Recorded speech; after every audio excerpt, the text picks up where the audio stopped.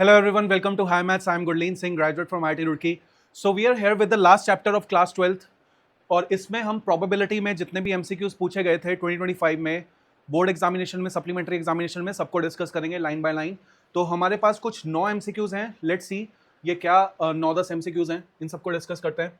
So first is E and F are two events such that PE greater than 0 and PF not equal to 1. Then PE bar given P F bar. Okay, हमें पता है कि अगर मुझे P E bar given F बार लिखना है तो इसको हम कायदे से कैसे लिख सकते हैं? हम इसे लिख सकते हैं P E bar intersection F bar divided by P F bar. तो हम इसे कुछ ऐसे लिख सकते हैं। अब हमें डी मॉर्गन लॉस पता होने चाहिए कि अगर P E bar given F bar है, P E bar intersection F bar है, इसे मैं ऐसे लिख सकता हूं पी ई यूनियन एफ का whole bar upon P F bar. तो ये डी मॉर्गन्स लॉज होते हैं। और इसको मैं कैसे लिख सकता हूं? I can write this as 1 minus probability of P E union F upon P F bar. So this is what we get finally, and ये हमें ऑप्शन देखने को मिल रहा है डी ऑप्शन में। तो हमें पता है कि किसी भी इवेंट का अगर हमें कॉम्प्लीमेंट्री इवेंट देखना है, उसकी प्रोबेबिलिटी देखनी है, तो 1 minus probability of that event होता है। तो इस तरह से ये आंसर आ गया। आगे बढ़ते हैं अगले क्वेश्चन पे। पी ई गिवन है, पी एफ गिवन है, P E given F bar हमें निकालना है। सो अगर मुझे P E given F bar निकालना है, I can write this as P E intersection F bar divided by P F bar. तो मुझे ई इंटरसेक्शन एफ बार अभी यहां पे पता करना है क्या होगा। सो अगर मैं देखूं ये इंडिपेंडेंट इवेंट्स हैं, तो इंडिपेंडेंट इवेंट्स के केस में I can write this as P E into P F bar upon P F bar. तो ये कट जाएगा, तो you will get finally PE as the final answer which is 2/3। So यहाँ पे एक simple सा लॉजिक है कि अगर E और F इंडिपेंडेंट इवेंट्स हैं तो E given F bar will be equal to PE itself, right? So F bar के होने से E पे कोई फर्क नहीं पड़ेगा। So therefore the final answer will be 2/3। आगे बढ़ते हैं। अगला assertion रीजन टाइप क्वेश्चन है। If A and B are two events such that PA intersection B is equal to 0, then A and B are independent events। बिल्कुल गलत, क्योंकि अगर P A intersection B 0 होता है then they are not independent events, they are actually mutually exclusive events। तो यहाँ पे mutually exclusive events answer होना चाहिए। Two events are independent if the occurrence of one does not affect the occurrence of other। ये बिल्कुल सही है। तो इसका मतलब है assertion जो है that is false and reason is true। D option should be the right answer।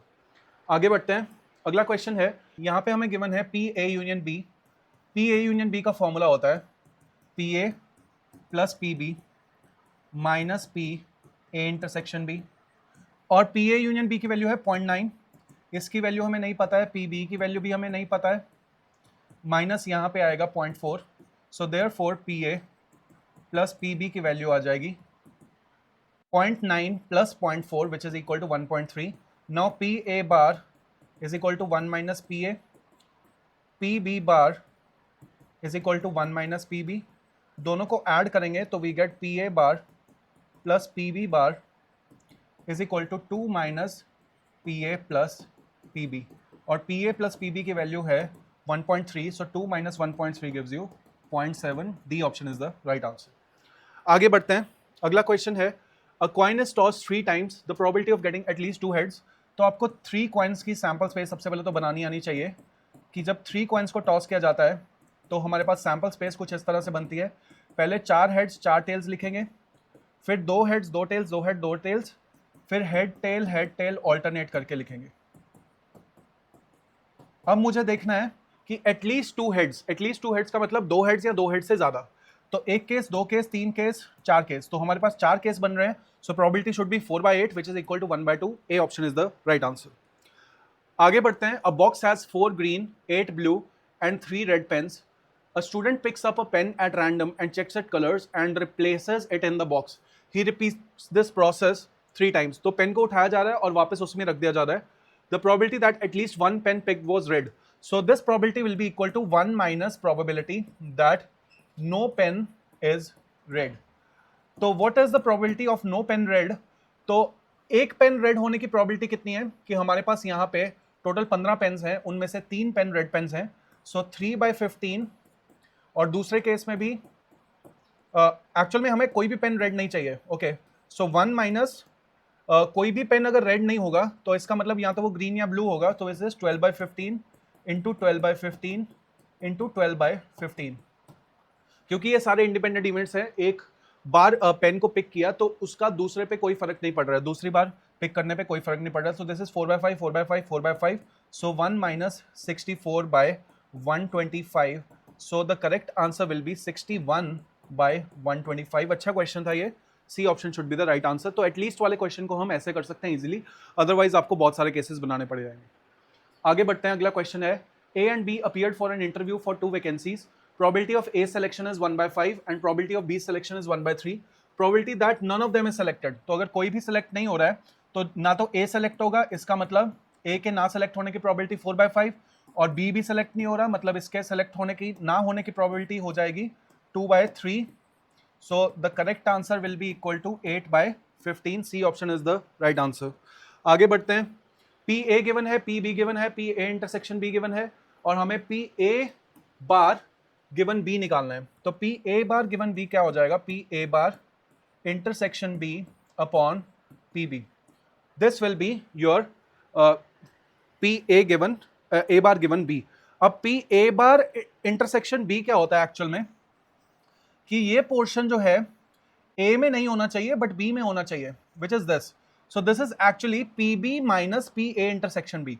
So this is PB minus A, ऐसे भी लिख सकते हैं हम इसे, upon PB, which is equal to PB minus PA intersection B upon PB. So what is the value of PB? या फिर इसको PB और PB को कैंसिल ही कर देते हैं. 1 minus what is PA intersection B? 4/5 4/7 and PB is 5/7. So we get 1 minus 4/5 which is equal to 1/5. D option is the right answer. आगे बढ़ते हैं अगले क्वेश्चन पे. A coin is picked, tossed, and the card is selected at random from a well shuffled pack of 52 playing cards. Probability of getting a head on the coin, तो head आने की probability half, and face card from the pack. तो face cards कितने होते हैं हमारे पास? 3 face card होते हैं हर एक सूट में, तो 12/52. So this will be your final answer. 12/52 को further simplify करेंगे तो we get 3/13. So 3/26. B option should be the right answer. Last question पे आते हैं. P A given है 0.3, P B given है 0.4, P A union B given है 0.6.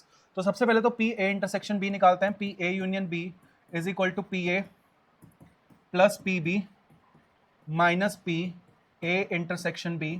So P A union B है 0.6. This is equal to 0.3 plus 0.4 minus P A intersection B, जिसकी value अभी हमें नहीं पता है, पर इसकी वैल्यू अब हम निकालेंगे तो हमारे पास आएगा 0.3 plus 0.4 is 0.7. This is equal to 0.1. So 0.1 हमारे पास ये वैल्यू आ जाएगी. अब हमें निकालनी है P A given B plus P B given A. So this will be equal to P A intersection B upon P B plus P A intersection B upon P A. So P A intersection B है 0.1, this is 0.3 sorry 0.4 plus 0.1 upon 0.3. So 1/4 plus 1/3 is equal to 7/12. D option should be the right answer. So this concludes our series of all the MCQs which were asked in 2025 in the board examination of class 12th.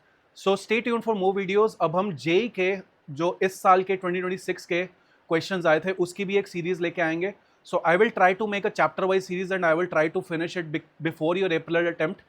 So stay tuned for more videos. Thank you.